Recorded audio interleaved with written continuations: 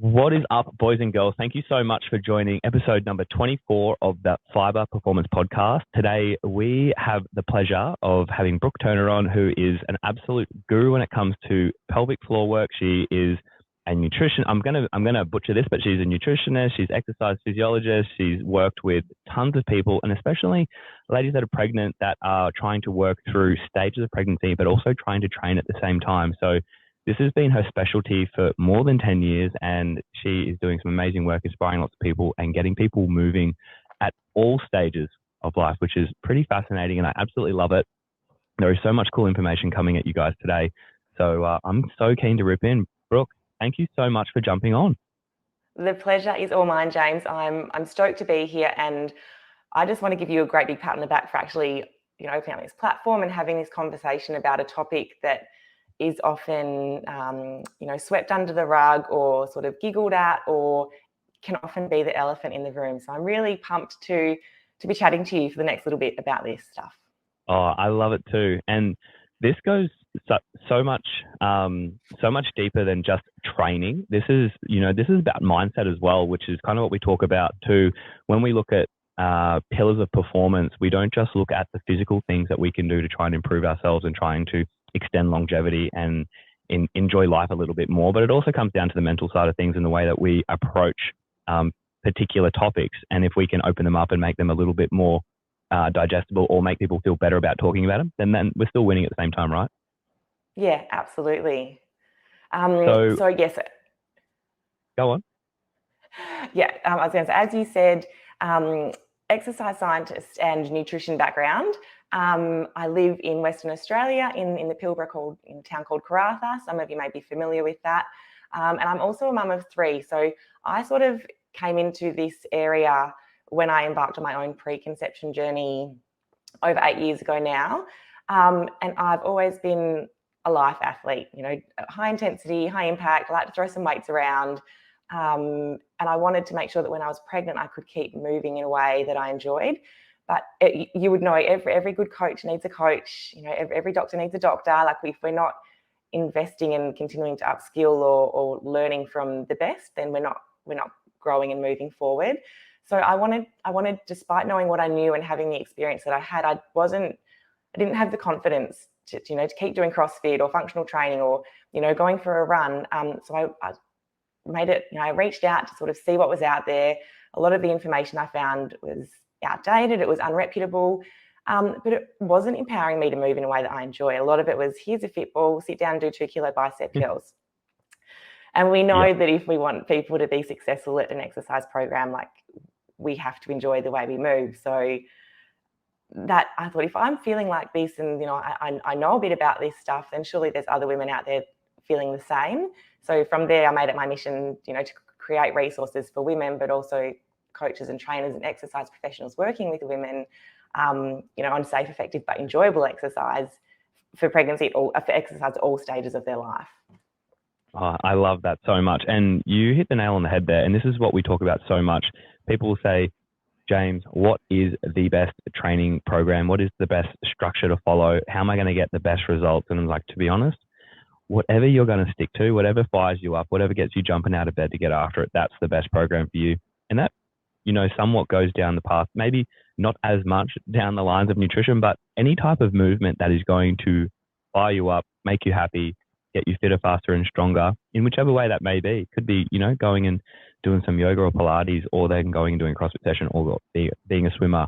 But whatever's going to keep you consistent. I think consistency is key. And if you're doing stuff that you just don't enjoy, like I don't want to do that either. So I'll just chop and change it. And what's good right now might not be good in 3 months' time or 6 months' time or 5 years' time. And the cool thing is we have the ability to chop and change and use our body in multiple different ways.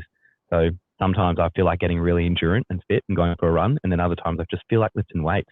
And then, other times I prefer just to go for a surf.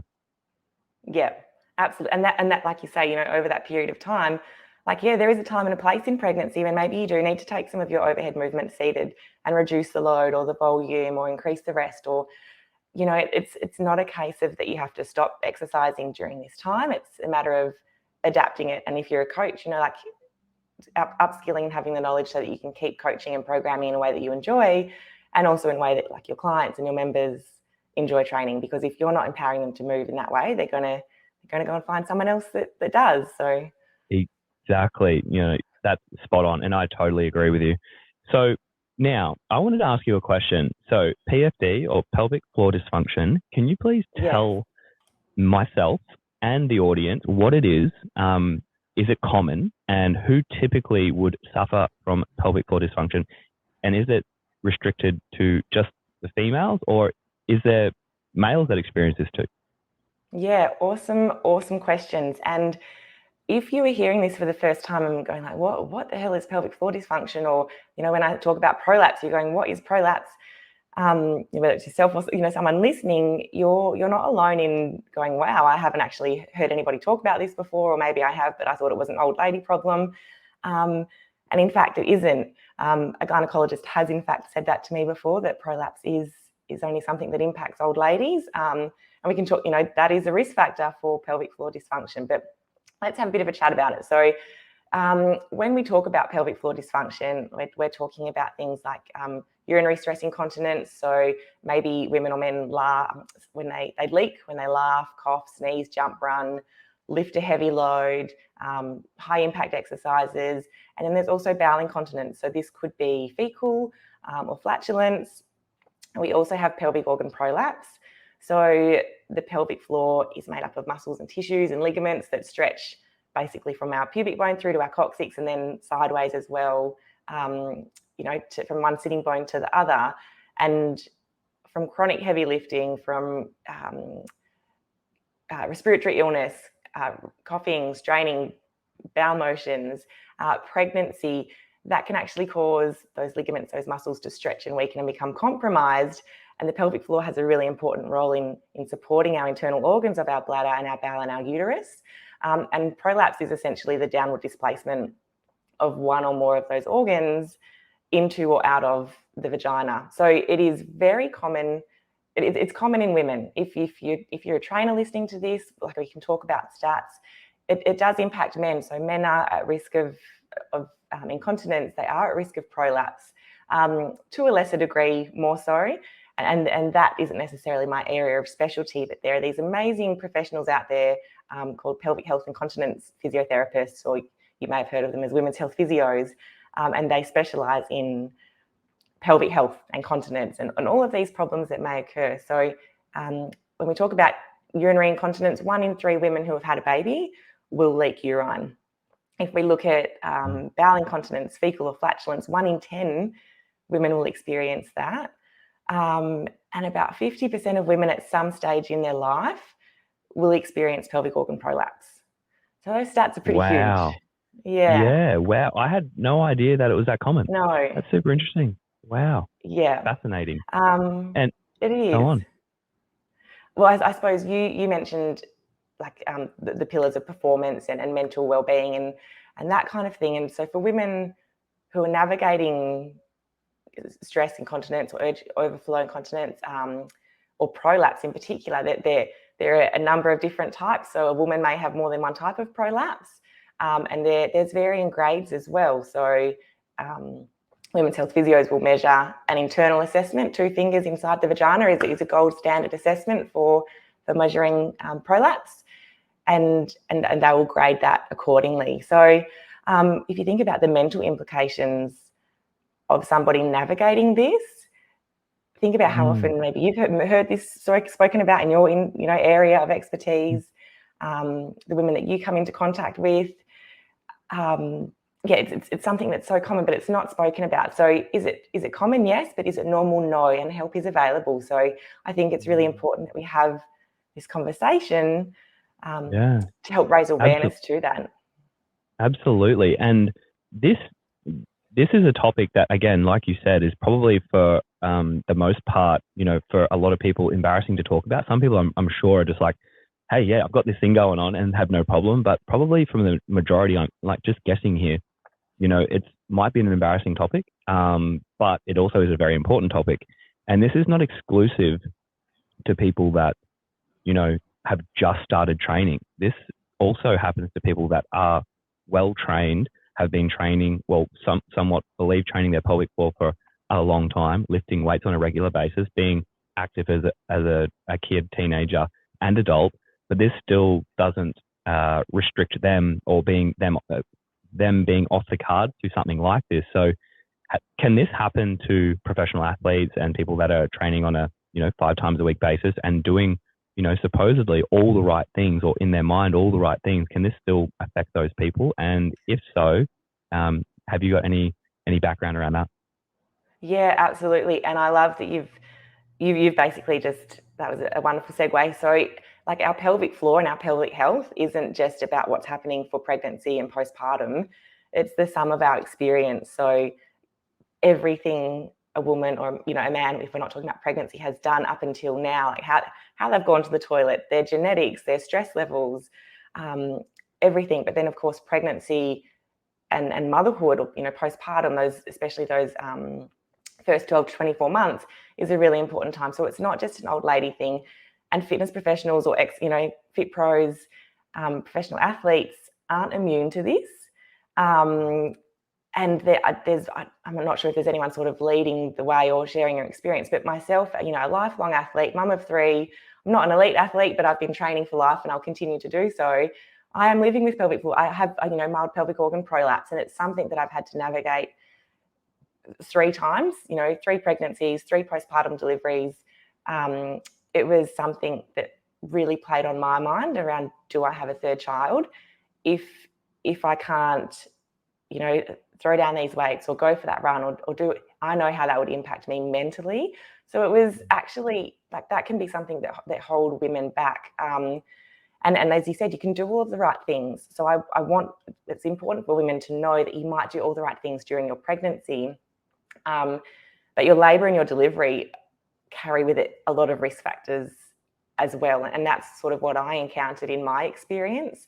So, when people are diagnosed with things, there's this blame or this shame game that we want to play, in a bit of denial. But you can do all the right things. And some people say that a cesarean section, if you have a C-section, you're immune to pelvic floor dysfunction. And that's a load of crap, because pregnancy in itself is a risk factor for pelvic floor, organ prolapse, for urinary incontinence. It's that 10 months, that 37 to 42 weeks of carrying a pregnancy that places load and strain and stretches those muscles and ligaments. So that in itself is a risk factor.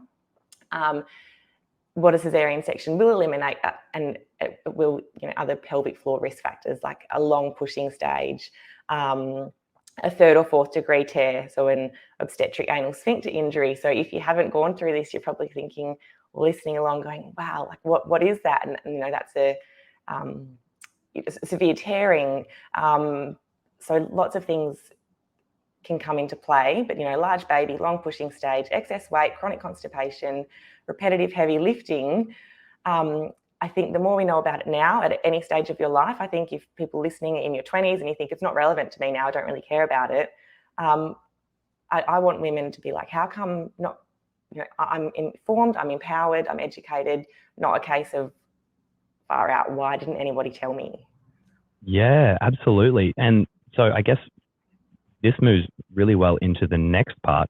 What would be some signs and symptoms of, say, a dysfunction or a prolapse? What would people look for, what they feel, and how would it come to the surface and be on someone's radar? Yeah. So the biggest characteristic of prolapse is like a heaviness or a dragging, or like a bulging sensation or feeling in the vagina. That would be the main characteristic of that. In more severe cases, women may see the bulge. It may be, extreme cases, it may be outside of the vagina. But this is all, like, if we think about women, they're cyclical creatures, different times of the month, stress levels, nutrition, hydration, sleep, all of these kind of things are going to impact symptoms as well. So that would be the biggest risk factor, is that at some point there just feels vaginal heaviness or dragging. So for me, I'm at a point now where I'm pretty much symptom free, which is amazing. My youngest is now 2 years old, and it's sort of like when you're healthy, right? Like when you're healthy and you're fit, you're ticking along, and you take it for granted, like you kind of just feel a bit bulletproof, and yeah, like and then when you get sick or you're injured, you've navigated your fair share of injuries, that's when you're like, oh, like I'm never going to do this again. I'm going to make sure that I'll never take my health for granted. And it's the same with pelvic floor symptoms. So for a woman who's experiencing vaginal heaviness, those symptoms are going to consume her. And I've lived this. Yeah. Like you're working through back injuries. Like if you have back pain, like that's probably all you're thinking about. How long is it going to take me to recover? When am I going to get better? When can I get back to doing X, Y, and Z? Yeah, so the symptoms can become all consuming, and that's when, it's not about the degree of prolapse. It's more about what's a woman's quality of life like. And it can happen at any stage. Yeah, wow. And is there a particular time frame around, or is there something in and around pregnancy? Could it happen during stages of pregnancy, or is it exclusively afterwards that it typically, or are you at the highest risk afterwards? Yeah, so it can happen during pregnancy.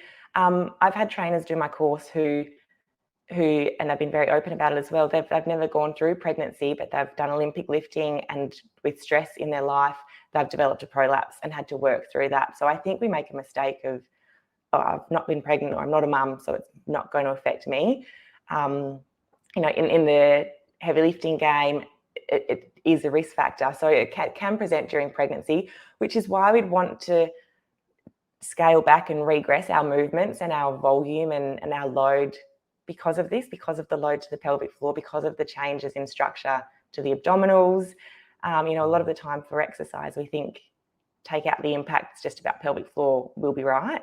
But it's also about the abdominals, like our core, our transverse abdominis, our pelvic floor, diaphragm. They're all like neighbours or cousins or buddies. So they all work in synergy. So it's about, not trying to prove that pregnancy isn't an illness, because it's not. But it comes back to this ego. And I had a bit of that in my first pregnancy, despite knowing all the things. It can be a really tough mindset shift, but adjustments need to be made. We don't need to train for birth. We need to move in a way that's smart now, so that we have that longevity in the future to keep moving in a way that we enjoy. Absolutely. Longevity is probably it's in the top 3 topics that we talk about here on the Phyba Performance Podcast, is making sure that we are autonomous for as long as possible. We can still move and play and express ourselves in the way that we want to for as long as we possibly can. And that comes back to making sure, we're covering our bases with, sleep, nutrition, training, and social circles too. So could you tell me some ways that we could lower the risk of a dysfunction, a pelvic floor dysfunction, and what types of things would we typically modify, especially during pregnancy, to help lower the risk of something becoming dysfunctional? Yeah, perfect. And I think this is where it's a controversial and often confusing topic. So women might fall pregnant and they go, like, what can I keep doing? Or they're looking at social media because,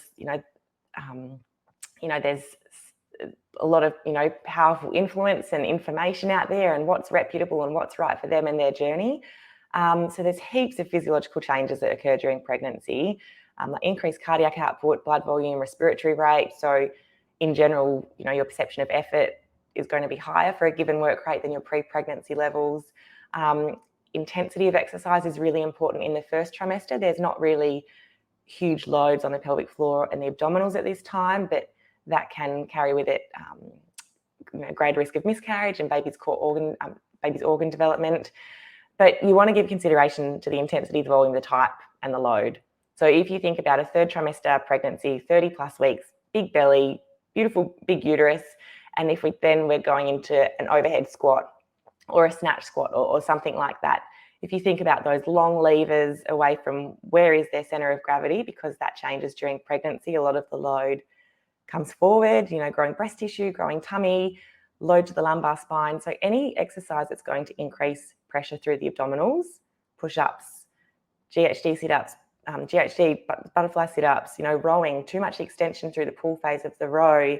It's not a forward flexion type movement, but it is increasing pressure through the abdominals. So the biggest thing I think we need to be aware of is the physiological changes that are occurring, because in order to understand why modifications need to be made, we need to go, okay, what's going on the inside? And Yeah. I think one of the biggest mistakes we make is like, I feel good, so I'm going to keep doing this. And my take on that is, just because you can, it doesn't mean that you should. Yeah, absolutely. And I think because there's a lot of social media, that plays into everybody's lives, especially when people see influencers that are pregnant and working out, they're just like, oh, either they, jump onto one side of the fence, which is, oh, they're doing it, I can do it too. And maybe that might not be the best thing to do. Or I can't believe they're doing that, I'm not going to do anything at all. So what are some myths or misconceptions about training during pregnancy that probably people, well, I guess there's two sides of the coin here. People either, love it or hate it, or there's, probably a happy medium somewhere. And do you recommend still exercising during pregnancy? Is it something that we should continue to do in your professional opinion? And what are some misconceptions that we might think, or the majority of people think are true, but probably not so true? How long have we got? Yeah, well, give me maybe the top two. Yeah. I'm sure we could talk about it for an hour. Yeah, no, we could, absolutely. I think in general terms, it's never too late to start moving more or eating well. And during pregnancy, it is 37 to 42 weeks, depending on when women give birth. So some might think, oh, I'm 30 weeks pregnant, I haven't been training, I'm not going to bother starting now. So I think that's a key piece of advice. But a lot of the, yes, keep moving during pregnancy. It's, so beneficial to both you and your baby. But I think there's this, okay, if my doctor says, there's all this talk around like, have you got your doctor's approval? And yes, you need that, and you want to work with that. And depending on if you're going privately with an obstetrician or publicly, with a midwife, they're focused on most of the time what's best for the baby. And at the end of the day, it's got to be about what's best for the baby, but also what's best for the mum. So have they seen a women's health physio? Are they working with a certified trainer or coach in pre and postnatal? Like, do they have the right advice and support around them so that they can keep lifting loads safely, and moving in a way that they enjoy? But that, like I said, I don't want to get to a point and be like, how come nobody told me this? Because I think back to 20-year-old me in the industry, and I wasn't interested in any of this stuff as a coach or a trainer. And my demographics, I did have women in the crew. So it's never too late to start moving more, eating well. And that, pelvic organ prolapse, it can impact you at any time of your life. But we are at a greater risk during pregnancy and in that postpartum stage. So there is no rush to get back into your pre-pregnancy exercise levels once that beautiful baby is here. That's amazing. And what would be some typical forms of training that you would recommend ladies continue on doing, and maybe things that they might want to drop out of the training program or structure? So maybe some top exercises or top forms of moving that you would say, yeah, that is great, keep doing that. And hey, maybe notch this down or decrease the load and intensity here as much as possible. And that might be across the board load and intensity. If you're running marathons and in under 3 hours, and then, or if you're lifting 120 kilos for a clean and jerk, maybe you want to knock it down a bit from both sides of things. But maybe just some top exercises that you're just like, yeah, look, this is great, keep doing that. And then maybe shift it when you get to, say, that third trimester. Yeah, cool. And that's, it is, because we want to know, like, what can we do? What can't we do? What's right and what's wrong? And it's not a case of necessarily what's right and wrong, but is there a more safe and suitable alternative? So if we think about things like kipping pull-ups or muscle ups, we'd want to rule them out. Why would we want to do that? If we think about the pressure and the load through the abdominals, in both phases of like a kipping pull-up, it's going to increase that intra-abdominal pressure. So there's heaps of ways that we can keep moving in that movement pattern, and keep those muscles strong so that we can get back into it post-baby, assisted pull-ups or working the negatives, jumping pull-ups, ring rows or TRX rows. So there's so many ways that we can regress things down. So things like kipping pull-ups, heavy overhead movements, we'd want to start to reduce the load or take seated. Once you take it seated, you take the load off the pelvic floor. Any load is pelvic load. So if we're seated, that's great. And we can still lift some moderate loads in a seated position. It also eliminates like the cheating that you would use with other muscle groups. Skipping, that's a high impact exercise. Like when we run, we exert, I think it's 6 times our body weight through the body. Wow. So, skipping, it comes down to risk versus reward. So even though somebody might not be leaking when they're doing double unders, in that 3rd trimester of pregnancy, what's the physiological response that double unders are going to provide you? That's going to boost your heart rate. It's going to increase your cardiovascular fitness. So how can we generate that same physiological response in a way that's more safe and suitable? Have we got access to an erg? If not, can we be doing step-ups or weighted step-ups or something like that? So it's just about, okay, what does this exercise generate? What response do we want it to generate? And then how can we modify it in a more safe and suitable manner? So, pull-ups. There's a lot, but there's always a regression for that, right? So totally, absolutely, and that goes for everything. And I think that's why I've always been so attracted to the CrossFit methodology. And this goes for, personal training and other forms of fitness too. But I just happen to be in the CrossFit space. But there's always a movement regression somewhere that will suit someone at any stage of life, which is super cool. You can always figure out new ways to do it. There's plenty of options and you just have to be a little bit creative. And again, look at what the adaptation is, look what the stressor is, figure out what the regression is to get the same type of adaptation without the risk involved. And I think that's a really good way to look at things. And that goes for anything.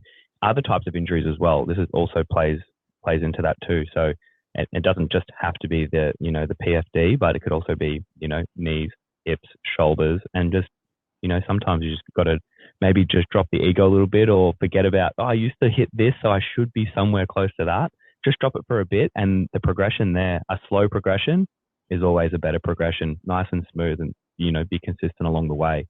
Now, this leads me into the next question. And this is probably, I guess, what pretty much probably every, I'm not going to say every because I don't want to do a blanket statement, but pre-baby body, post-baby body, and the bounce back effect. Because I hear that a lot. It's just like, Sarah bounced back so quick after pregnancy. Like, is that down to, their lifestyle prior to getting pregnant, or their lifestyle during pregnancy, or combination of both? And what ways can we bounce back to pre-baby body? Is that a thing or not a thing? Yeah, that's not a thing. It is a thing, and we hear it being spoken about, but we need to not make it a thing. We need to ditch that dialogue, because people do talk about getting their pre-baby body back or bouncing back after they're having a baby. And that's the kind of dialogue that we want to remove, because once a woman has carried a pregnancy, once they've delivered a baby, whether it's vaginally or C-section, they're changed. They're changed mentally, they're changed physically, they're changed spiritually. They will never be the same again, in mind, in body, in spirit. But that's not to say that a woman cannot and will not be strong, find her fitness, hit personal bests, or love her body again, because, she absolutely can and will, but that's got to be with the right support and guidance along the way. So, I think we can fall into the comparison trap, whether it's females or males or, pregnant or not. This person is 12 weeks pregnant and they're doing that, or they've got a 6-month-old and they look like that and they're moving in that way. We can compare our journey to others, and that's what we need to not do, because we don't know if someone's working through prolapse or incontinence or any of those kind of issues. We don't know what sort of support they have at home. Maybe they have family that live in town that can help and they're getting plenty of sleep versus someone who isn't. So I think the key things there is, you have forever to find your fitness.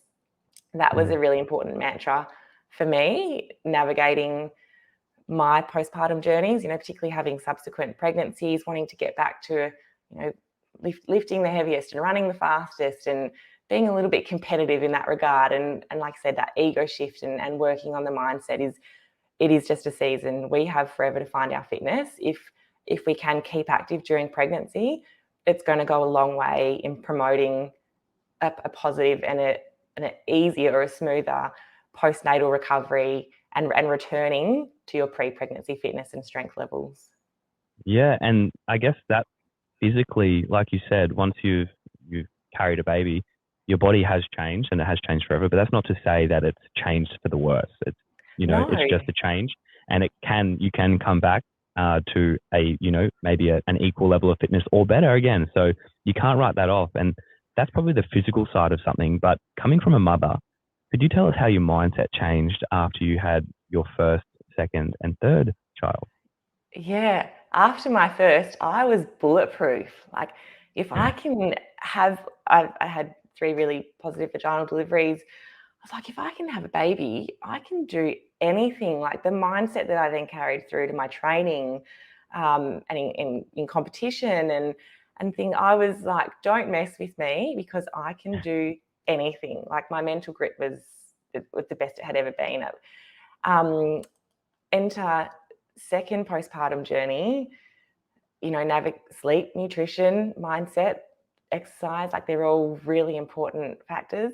And I was broken. I was navigating postnatal anxiety. It was really hard. Like it was such a big drop. So like you said before, James, once you've had a baby, it doesn't mean that you can't perform at an elite level or be better than you were before, because so many women come into motherhood, and I call it the hood. Once we enter the hood, we're there for life, Yeah. regardless of how old your kids are.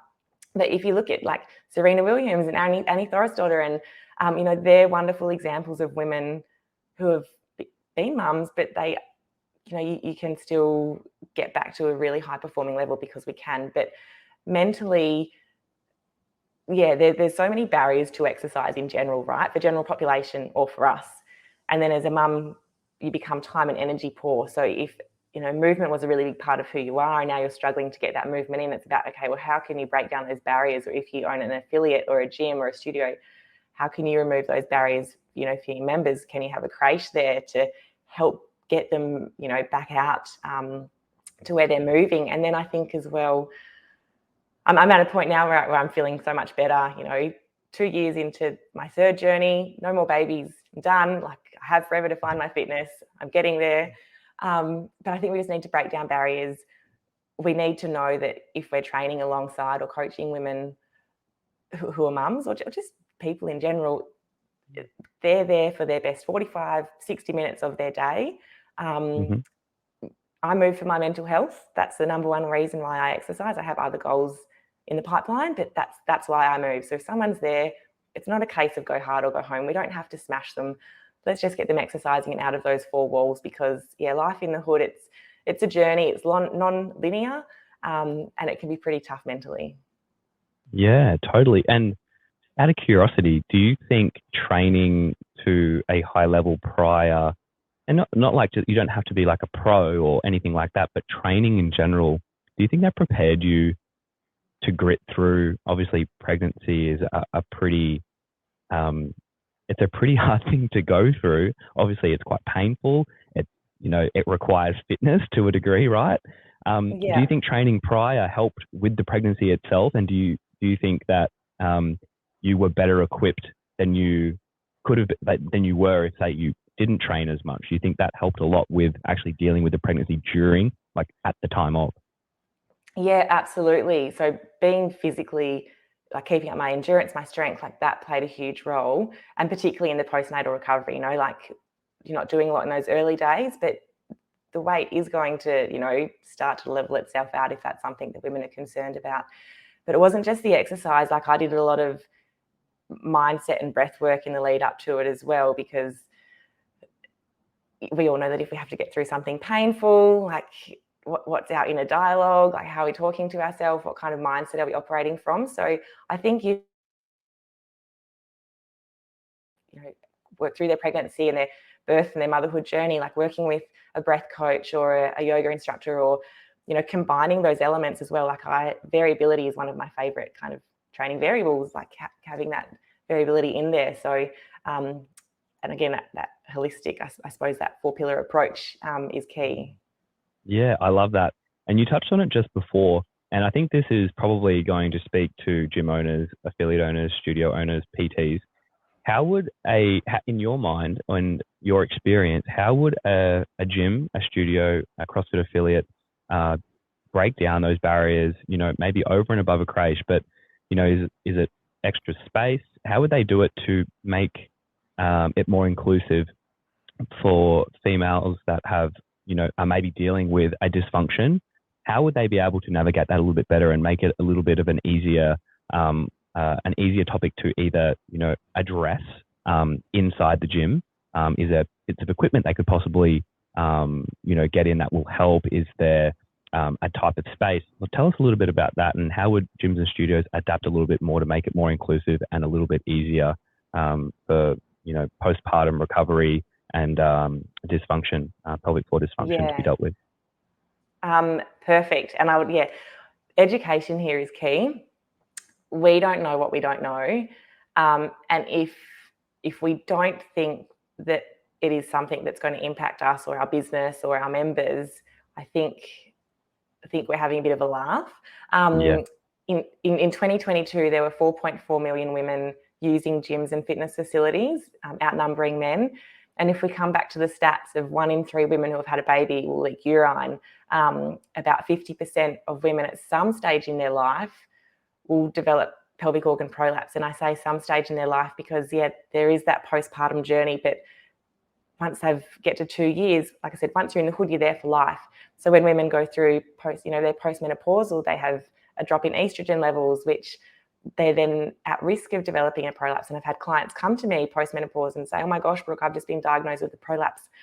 What is this? So we have to remember that all mums matter, regardless of if their kid is 12 weeks old or 2 years old or 32 years old. So upskilling in this area, if we don't understand the importance of knowing more, or like the key questions that we need to ask these members, because our, even our pre-exercise screen needs to be different. Like, we need to understand our client's birth story, essentially. Did they have a long pushing stage? How big was their baby? Did they have any tearing? Was there use of forceps? Was it a C-section, emergency or planned? There's a lot. I think education is the key, because from there your members are going to be empowered, and also empowering them to take an appropriate option. So CrossFit's great. We've got scaled, we've got RX'd. Maybe we need to scale that even further. And it comes down to our dialogue as a coach. And, I've been in sessions where it's like, if you pick up if you get the 20 kilo kettlebell, that's what you're sticking with for the rest of the session. And as someone, if I'm working through, prolapse, that's not empowering me. No. Like, lucky I've got pretty thick skin. I'm like, oh, I know what's right. If I need to get a lesser weight or reduce, like I'll just do my own thing. I'm here, I'm working out. But it's not empowering our women. It's going to embarrass them. Or if we've got running programmed, and it's okay, unless you're injured, you're running. And what's an injury? Have they got a knee brace on? Have they got an ankle injury? If they leak when they run, if they have prolapse, they're going to want to be on a bike or an erg of some sort. So I think it's about just assuming that someone in your session, first of all, leveling up, and then making sure you have an appropriate option always, and empowering them to take that option. Because if we don't, they're going to be in this, they're going to feel embarrassed, they're going to feel isolated, they're going to lack that confidence in their body and in your coaching. So both of those things can go a really long way. Oh, I love that so much. And I think this is something that we never did back in the day, starting as a CrossFit coach back in 2011. It was this way or not at all. Like, this is how we do it, and it is RX. And if you don't do it like this, that's it. But I think people are starting to shift, and again, upskilling themselves, in terms of the way they articulate particular things in the gym, to how they get the point across of what we're looking to achieve, but also allowing the member, the athlete, the client to choose their own journey and be okay with wherever that sits. And the degree of difference and separation in fitness levels across the board, it's not a bad thing, but being open enough to be able to articulate it in a way that empowers them to do the type of movement, to get the stimulus that they need without making them feel inferior or less of an athlete. It is just at a different level and where you're at, and you want to work to that level, and you want to help them and inspire them to do that without making them feel like, oh, well, what I'm doing is less good because it's less heavy or less intense or less technical. The idea is to make them so fired up about the level that they're at so they have a good time, and again, enjoy their 45 to 60 minutes and make that the best hour that they spend in the day, because they're going to come back tomorrow. And the thing is, this all is a building effect. It's block on block on block and being consistent. And if we can help entice and fire up that member or client to come back again and do it again, then we're winning. Like at the end of the day, that's what we're trying to do.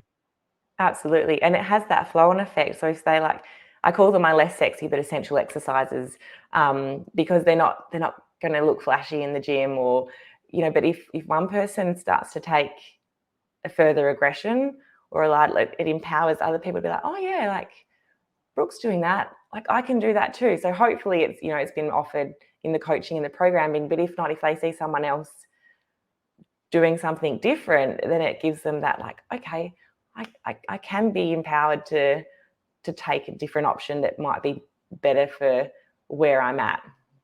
Yeah, I love that. And from someone who, let's just say someone someone's just found out that they're pregnant and they are just like, you know what, I should really be doing some type of exercise, and they haven't done any exercise for a couple of years, let's say, and they fall pregnant and they do want to get back into exercise because they know the benefits, and it's like, you know what, I'm going to shift a few lifestyle changes now because I really want the pregnancy to go well. I want to be healthy. I want to be healthier, not just for me, but now for my child too.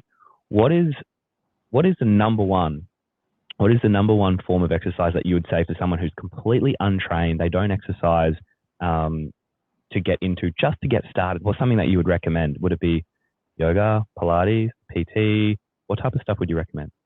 I would recommend PT, but with a trainer or a coach who's certified in working with this population, because not all coaches are created equal and our industry isn't highly regulated. There isn't a need for ongoing development if we don't feel like it, if we're not registered. So working with someone who's suitably qualified, particularly if you're new to exercise, is the way to go. In saying that, group fitness sessions are also incredible. So any kind of group environment is going to be great, not only for your strength and fitness, but also for your mental and emotional support. Amazing. And what type of thing, and I'm sure people that will be listening to this will be like, cool, I'm going to get a PT that is certified in this field to help me navigate my pregnancy and exercise during that. What are they typing into Google to find that type of person? Is it, what's the name of someone who would specialize in this area? Yeah, well, you could head straight to my website and look for a certified trainer. So there's over 200 trainers across 14 countries now, through my course, Functional Fitness for Pregnancy and Postpartum. So there's a link there if you're listening and you're like, right, I want to find someone in my area, head to my website and you can check that out. Otherwise, Googling or Instagram hashtag searching pre and postnatal trainer, pre and postnatal coach, pre and postnatal certified, functional fitness for pregnancy. That's the sort of thing that you can do to help find someone that can help you on your journey. Amazing. And all that will be in the show notes too, guys. So if you're watching this or listening to it, YouTube or Spotify or Apple Podcasts, that'll be in the show notes. And if not, feel free, just send me a message. If you can't find them for whatever reason, send me a DM and I'll send you the link to the website and you can check them out from there. Now, I have another question. I would like to know, is there a particular skill set that you think the trainer should have, as well as being a pre and postnatal personal trainer, that would add just a little bit extra to the mix? Is there another type of course, or is there another type of thing that they should look for? Is it specifically, do you specifically want to see a female trainer, or is that personal preference, or can a male trainer be really good at this as well, as long as they're educated? Yeah, absolutely. And when trainers come and do my course, as I say, it's not a prerequisite to have carried a pregnancy or, to be male or female. And I think it's so exciting when guys take interest in this, or they're like, hey, yeah, and I've had, it's always a smaller minority, but yeah, if guys can level up in this area as well, it's not a case of, well, they haven't carried a pregnancy, so they're not going to know about it. That's not the case at all. If you've done the work, then your clients and your members are going to trust you. So yeah, if this area interests you, then level up in that area. Build a relationship with a women's health physio as well. So if you're chances are there's a physiotherapist that comes to your gym or that you train or that you work out alongside with. Find out if they have a women's health physiotherapist in their clinic and get them to maybe run an information session for your gym, or link in, because the links are currently disjointed between GPs, allied health professionals, fitness trainers, and it would be great to help close that gap and make this more holistic approach to, women's health physios will help with pelvic floor therapy and pessaries. We haven't actually touched on that, James, but and if you're hearing this for the first time, a pessary is sort of like an ankle brace, but for your vagina. They come in all different shapes and sizes, and physios and gynecologists can fit them. They're inserted into the vagina and basically support those internal structures where needed. If we think about going for a run, you're going to wear a supportive crop top, you're going to wear your best running shoes or whatever it is. It's sort of like that. And again, it's lifting the stigma and talking about that a bit more. Yeah. Whereas like the medical professional are a little bit more surgery, which isn't necessarily always needed for women with pelvic floor dysfunction or prolapse, and often wanting to prolong that until later in life. So looking at other things that we can do to help modify that as well. So working with a certified coach, but also if you're one of those, have you got a women's health physio? If you're a female, seek one out and go and see one. If you've been pregnant or had a baby at any stage of your life, regardless of if you feel good, because you can't see what's happening on the inside, and we need those eyes on the inside. Oh, I absolutely love it. And one last question before we wrap up here. If you have experienced, or you are experiencing or if you do experience a prolapse, can it be reversed to the point of where it was prior, or is it, going to be there for kind of forever again? Yeah. Or can it be reversed? Yeah, because that's the $1 million question. It's like, well, I've just been told I have a prolapse. Like, what is this? Am I going to have it forever? Yeah. One important thing to note with a prolapse is that it's not an acute condition. We're not going to sneeze and we get a prolapse. It's the sum of our experiences. So it's chronic. It's happened over a period of time. In the early days of postpartum, we can definitely improve symptoms. So if somebody's breastfeeding, their estrogen levels are decreased, which kind of mimics menopause. So they may feel more symptomatic at that time. So we, and physios will generally see greater improvement in someone's prolapse or their symptoms in that first 12 months postpartum. But once there is that downwards displacement, it's more about, okay, what can we do to strengthen those muscles and supporting ligaments? What can we do to help not worsen it? So it can't necessarily be reversed, but the symptoms and somebody's quality of life can absolutely be improved. Excellent. Oh, and it's just led me to another question. I just thought of something. Is there any? So if we see the prolapses, the ligaments have stretched, the muscles have stretched, we want to try and reinvigorate them to become tighter again and back to where they need to be to support our internal organs and support our exercise. Do you know of any particular foods or supplementation? Because I know you're pretty good with food as well. Is there any particular foods that we should be looking at getting that will help those ligaments and tendons and muscles rebound a bit better? Yeah, so I'm still looking for research around collagen. There's lots of talk around that and how great that is for tissues and whatnot. So myself and my women's health physio, I've asked her about that and what are the thoughts there. So, collagen supplement could be really useful. But in, regular bowel movements, having a healthy, balanced diet, lots of, fruit and vegetables, proteins, supplementing where needed. So because toileting habits and, if you're straining to go to the toilet, and they're not fantastic. We want to have good toileting habits, and that comes from being well hydrated and consuming a good diet. Exactly, and that kind of all comes back around full circle to those pillars of performance, which we talk about on a regular basis, which was making sure that we're exercising in the nature that suits us best for that particular time, and it will change. And it doesn't have to be the same for your entire life.